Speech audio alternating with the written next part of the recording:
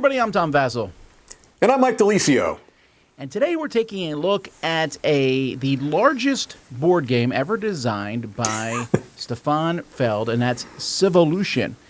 Although, incidentally, the box size is not particularly large compared to me calling the game a big game. Right, because as soon as you said that, I started thinking, wow, some of those Queen games are just ridiculous with the stuff and the, all the goes withs. But I think it's the heaviest game by Stefan Feld by a pretty long shot, honestly. Yeah, this was actually on my most anticipated games this year. I was curious about it because Stefan Feld, and I like some of his games. I don't like others, but I like his style to some degree, and his style has been growing on me in recent years. And the idea of a Civilization game, I thought was pretty interesting. There's a lot going on in this game, and Mike's going to show you a little of it. Just a smidgen. Civolution is a big, sprawling Euro game, and the purpose of this overview is not going to be to try to teach you how to play the game. That would take far too long, but just really to kind of show off the components, give you a general idea of what the structure of the game is. It's going to be played through 4 eras, which will be tracked with these scoring markers and with the 4 event cards that are in this deck. When you've gone through all 4 eras, you'll go to final scoring. And one of the boards that are included in the game is this kind of one of the main boards, and it goes through the structure of each of the 4 eras, and you basically will go right down the line and do what it says. So for example, the first thing says new cards. You'll reveal the top card from the event stack, and then you're going to reveal the top card of each of the 5 decks of cards so that you'll have a face-up card for all of these decks. Then you would, once you've done that, you'd go on to the new one, which is new goals, extra find, which again, I'm not going to get deep in the woods. And then this is the main meat of the game. This is the action phase where you're going to be taking actions from your player board that are going to also be impacting a centralized board.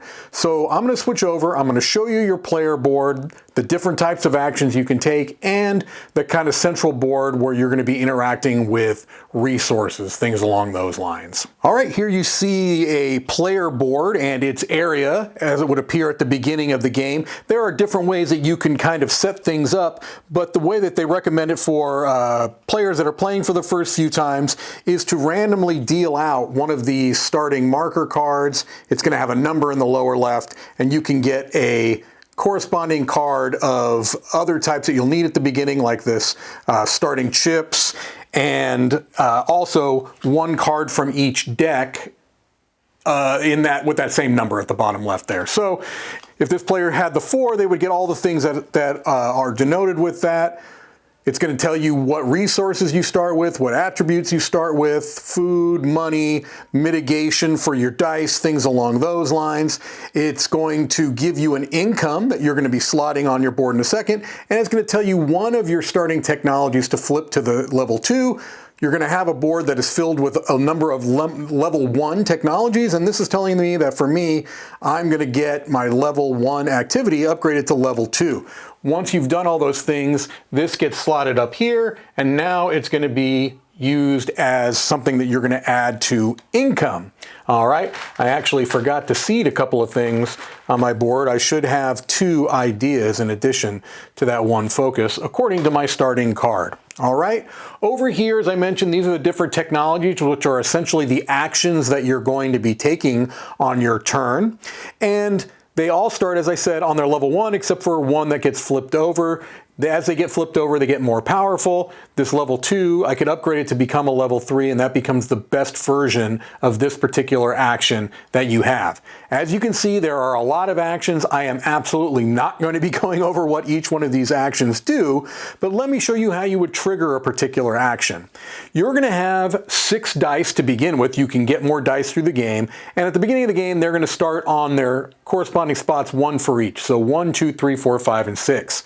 When you're choosing an action, you're going to look at the dice that are printed at the bottom of the action. So you can see at the bottom of this chip, planning, it says 3 and 4. That means to be able to utilize this action, to be able to take the planning action, you have to take a 3 and a 4 from your player board to make that action go. There are ways to mitigate it. You can pip up and down with the ideas. The focus is even more powerful. It can kind of be any dice. It's kind of essentially, it is wild at that point. But that's what you're going to be doing to take these different actions, is you are going to be spending the dice on your board. When you get to the point where you have taken your actions, and maybe it's not going to be all your dice, but once you've taken all your actions, then what you're going to do is you're going to do a reset. And this goes through a little 3-step process when you reset. You're going to move the tracker forward on the action board, which I'll show you. You get to re-roll all of your dice. And then you place them on the corresponding spot. So on your next turn, you're going to have different options to choose from. And then finally, you get to take this marker and make it either an idea, which is dice mitigation, or food, which you're going to need to feed your population out there on the main board, which I'm going to be showing you in a second. So just on an overarching level, the items or the actions you're going to be taking are going to be allowing you to place more population on the board, to get resources, to go hunting for other resources, to build buildings, which you have here on your board. You've got settlements that you can build. You've got farms that you can build. You've got boats that you can build. And all of those are going to be placed on the central board where all players are going to be interacting together. Let me show you that board. Okay, here you see the main player board where everybody's going to be interacting together with the different terrain and the resources that are contained within that terrain. And I don't have this fully set up, but I'm just giving you an idea. When you start, you're going to be starting in one of a couple of places. You know, let's say that I started on this territory right here. It will have its resource flipped up, because when there is somebody in that area, you find out what it produces. And so it's going to be something that is related to this particular, I believe it's grasslands region, of which there are several on the board, but you don't know which one until you go there. If you start there, obviously it's turned over. If you end up moving from one region to another, which is an action you can take, you can go to that new region, you flip that over, and then you find out what it's producing in that region. You're going to be placing your tribe members out, you're going to be growing your population, and then spreading that population around the different parts of the board. Some of the other things that you might be doing are some exploration. And so you would pick one of the regions where you have one of your tribe members, and you would flip over every one of these exploration tiles that's adjacent to it. So in this case, I would pick this, it would flip over, it would have some type of a particular spot with it and a number of points. So almost everything you do in this game is going to give you some points. It's a point salad style game. I would immediately get the 2 points that went on, which is tracked around the outside of the board. But again, just generally speaking, you're going to be placing your population on the board, going to the different territories, getting resources from those territories, building different buildings that you have. So if I kind of bring that player board back over here, you've got these different settlements that you can build, which would give you points. You can build them on building grounds. There's another building ground there. You can build boats if you are adjacent to a water space. The boat will allow you to get potentially different hunting grounds, because you can hunt in the water now, and it will allow you to move into areas that are surrounded by water, things along those lines. You can build farms, which are going to be ways that you're going to be getting more points and being able to get resources in different ways. And all of these things are going to be gaining you points in some way. You're also going to be playing cards that are going to kind of change up, make some of these actions that you're taking more powerful, kind of chaining bonuses, things along those lines. The things that you probably might expect in a Euro-style game. But this is generally that main board. People are going to be placing their different populations out. There are some jockeying for positions. You can bump people out of a spot, things along those lines. But that's generally speaking, what that main board is used for. So just to hop back to this board that you've already seen and another one that is part of the game as well, you're going to be going through this series of 8 steps 4 times. We talked about the action phase. Every time that you take a reset action where you're taking your dice back and re-rolling them, you're going to move this forward. Depending upon player count, that's going to go until it triggers the end of the round. Then you're going to go to a sight phase where there may be some areas on the board that have particular actions that are related to them. 3 of them are here. You'll have to feed your people. Then there's going to be an event phase where you move this weather marker as it says on the card. You're going to score whatever it says on that card, and then you're going to have another one. You're going to do a scoring for that era, which is related to these progress tracks. As you are playing cards, things along those lines, you're going to be moving up and down these progress tracks. They're going to also be score multipliers at the end of the game. And then you would do an income phase where you're going to be gaining income from the chips that you might have on your board. You're going to be scoring some statues if you've played those, and things along those lines. Basically, it's kind of a cleanup. And then you would go back to the next one, you'd turn over a new event card, and you go on to the next era. There's so much about this I have not talked about because, again, it's just, there's a lot going on. I haven't really talked about the goal chips or the income chips, attribute chips. But that's something that you'll discover as you play the game. When you finally get to final scoring, it kind of goes through what you're going to be doing here, although a lot of that scoring happened during the game. As you're playing cards into your player area, you're going to be completing rows that are going to get you points. You're going to be unlocking other things, lots of points to be had in-game, but then at the end, you're going to go across each of these tracks, and you're going to score points depending upon where you are on this. Sometimes it may even have a multiplier. This technology randomly at the beginning of the game is worth 2 points. So if someone was here, they'd be getting 10 plus 2, 10, which each one being worth 2, that would be 20 points. If you were here, you get 7, etc., etc., etc. You'd be getting points for different areas on your player board, things along those lines. All right, well, that's a very high-level overview of how the game works. Let's head over and get into some details about what we think about the game.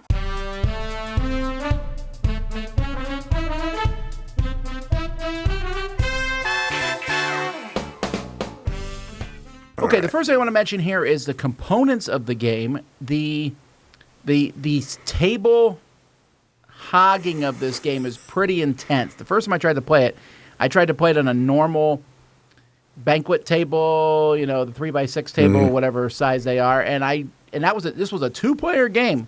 And halfway through I jettisoned and said, it just doesn't really fit on this table. You need a lot of space, particularly for a 4-player game. Well, the rule book, for the first time that I've ever seen, tells you exactly how much table space you need. They're like, basically, this game takes up a lot of room. We want to make sure that your table is at least these dimensions to make sure that you've got the room for it. Again, I think that's a first for me, but it's absolutely true. And I think the main reason for that is that your player area, I showed that in the overview, is very, very large. Then you've got a relatively decent sized central board that everyone's interacting on. Then you've got 2 other relatively large sized boards, but I will say that I think I'm willing to give up that table space and kind of have to accommodate for it for the return of usability, because especially the board that goes through every phase of the round, because it's a very procedural game, right?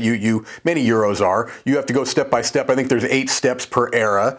And having it right there takes a lot of the cognitive load off of me as a teacher or as a player. And so I think I'm willing to give up some table space for that. Well, I'm not complaining necessarily. I'm just kind of warning people. Yeah. You mentioned the rule book saying the size of the game board. I didn't notice that, actually. But I will say this. This is one of the best rule books / player aids I have seen in a long time, at least for me. First of all, the player aid is it's a big player aid, a little booklet for each person that's just chock full of stuff. But the rules teaches the game the way I want. They go through every step of the game, and at each step, if there's mechanisms involved with that step, that's where they talk about them. So I don't have to keep flipping back and forth in the rule book saying, they're like, okay, well, here you do, procreation. I'm like, well, how does that work? Oh, flip back to page 6. I have no idea why modern rule book makers think that people want it that way. This is the way I want it, the way this game did it. And this game has a ton of rules, right? But as you go through them, it's explaining them. I don't know how to explain it necessarily, but I found that this game had very few edge cases, there's a lot of things going on, but I found it to be pretty straightforward to understanding how it works. Yeah, I completely agree. The rulebook structure is great. It kind of reminded me of some of the old, really good Queen rulebooks. Yes. I know Queen gets a lot of heat, but their rulebooks are great, and this reminded me of a Queen rulebook in all the best ways. And you're right, for a game that has this much going on, I've taught it now, and I didn't really have to refer much to the rulebook at all. I mean, once you understand the flow of the game, and it really comes together. And I wish I'd shown these in the overview. Apologies for that. But you're right. Each individual player has a booklet that they can look at that gives them almost any piece of minutia they want. There's a glossary in addition to the rule book. But the greatest thing that I can say is that when I play, I never even have to refer to those. Maybe once in a while to just kind of see what an income tile does or something like that. But for the most part, I'm good to go without having all of those great resources at my disposal. Yeah, now the game is not themeless, but don't go in this expecting a strong Civilization game. But that being said, I think the Civilization game helps me in a sense that theme drives the mechanisms. So when I say this is what I'm doing, like Mike said, I don't have to keep looking up in a rule book because it makes sense thematically why I'm doing these various things. And they do some smart things, like instead of having a different resource piece for the, 18 different resources, you just put cubes on them. I like that concept. This game takes a lot of ideas that I've seen in other games, the resources and things, and puts them together well. And it also gives you a dizzying array of things to do. All right, there's more actions in this game than most actions. And happily, in my opinion, there's no way you can do all of them. So this gives the game such legs for you to work with. You're like, this game I'm going to go out exploring. This game I'm going to grow a strong nation. This game I'm going to just try to get as many cards out as I possibly can. And some of this is going to be directed by the points, the different how much things are going to be worth at the end of the game. Some of it's just going to be directed by maybe what other players do. And sometimes it's directed by the dice that you roll. But there are so many good options that even if you're down to your last 2 dice, right, and you're like, I have no way to modify these dice, so I must pick this action, it's probably going to be some action that you can use or do something with. And I find that to be a lot of fun. Yeah, no, I agree. I agree with the way they handled kind of the resources and such. You've got those little octagon cylinders that you use for multiple different things, and it just makes sense, right? Could they have gone with individual things? Yeah, but it would have been a pain to have to kind of set all those things up. Those multi-use pieces are really smartly done. You mentioned the theme. It's a Civilization game. Think of it as if you've played Tapestry before. That's another game that is Civilization themed, but it's not really truly a Civilization game because that brings with it some certain things that you're looking for. If it's a true Civilization game, you are looking for certain things that you're not going to find here or in Tapestry. But that theme, as you said, Tom, really does make things make sense. You're going to look at that array of actions on your player board. And if you've ever played A Feast for Odin before, you're going to maybe get that first kind of pit in your stomach of, oh my gosh, how am I ever going to keep track of what all this stuff does? Just trust the process. It will even out as you're playing. It will start to make sense. As Tom said, there's no way to do everything. So what you're going to do is just kind of pick something, go with that, maybe buff up certain actions like, well, I know I want to do some hunting. I'm going to try to increase my level of hunting. I'm going to try to increase, playing cards. Whatever it is you want to do, there are ways to do it that make sense. So for a game that has so many options, I don't find, me personally, crushing AP. Now, I'm sure there's some people that could AP this game if they're going to min-max points, but for me, I see this as a sandbox-style game and a really well-done one.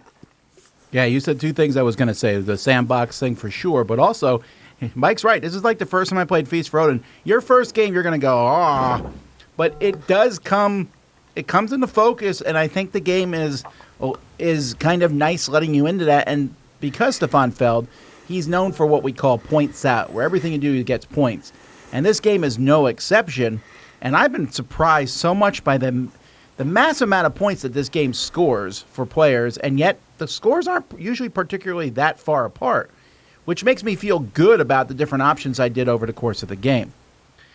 Now, there are a couple things to mention here. I love this game a lot, but I will say setup is a bit of a bear. They do help with the little containers and stuff that come in the box, but there's a chunk of setup to be done in this game. Happily, they have first-time player card sets to give people, which I gotta be honest, I haven't graduated out of that yet. I'm very content with those first card sets. I think every game should do that instead of making you pick cards, say, here's your opening hand. And the other thing that might cause people some, I've seen some people complain is, and that's about the luck. So the game is all about dice, and there's two different kinds of dice, the dice that you're placing out, and then sometimes you roll these pink dice to get bonuses. Both of these luck options can be mitigated, and mitigated pretty heavily, actually. There's a lot of different ways to get around it, but still, if you roll what you want, you have a slight edge up maybe on someone who doesn't.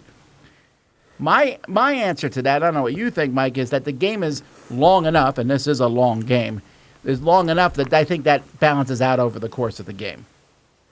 I absolutely agree. There is going to be some luck involved when you're rolling dice, but there are plenty of mitigation forces in play, and as you said, I think that you take enough actions over the course of those 4 eras that I think it will.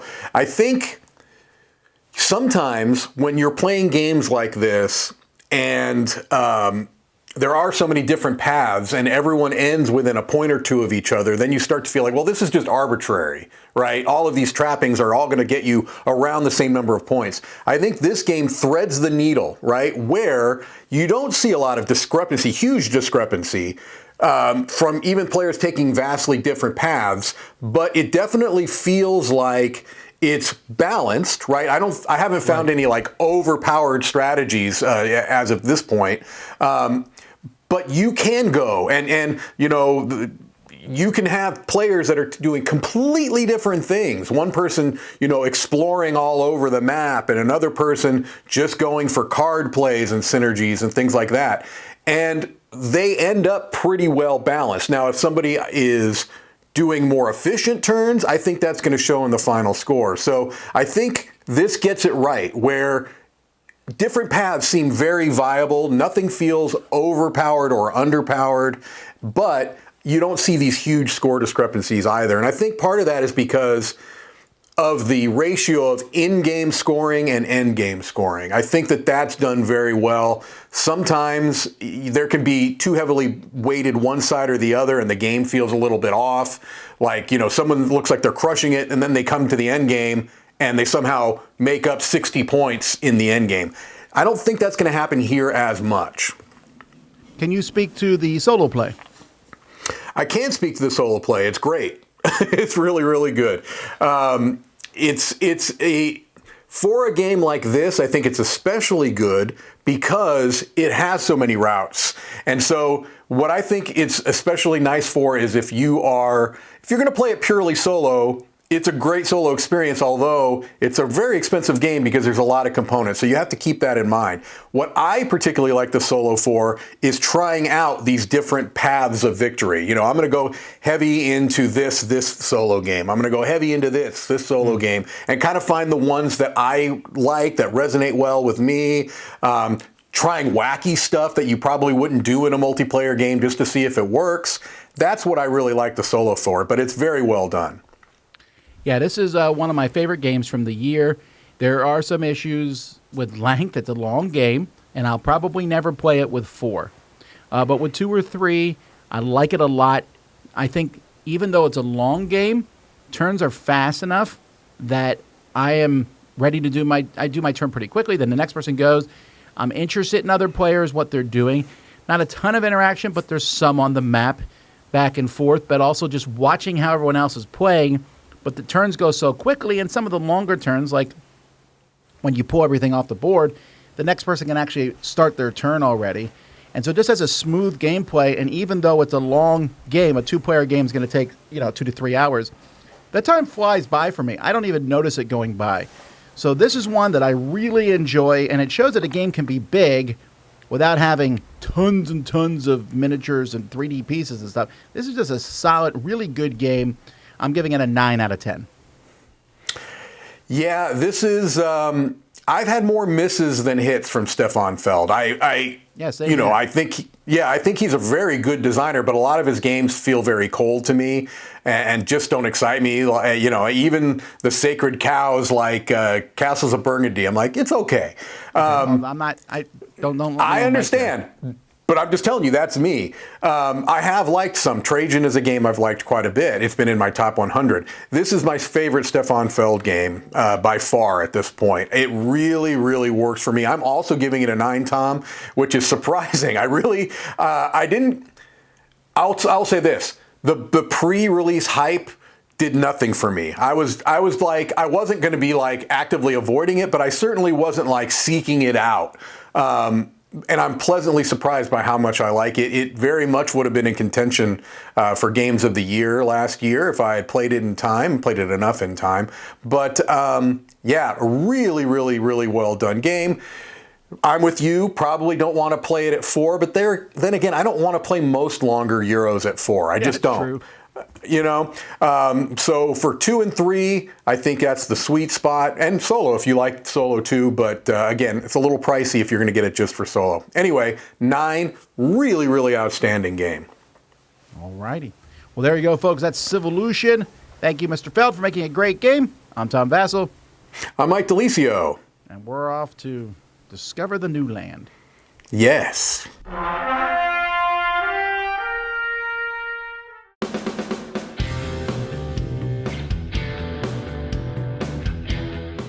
Hey everybody, thanks for watching this video. If you like this review or whatever you just watched, wasn't it amazing?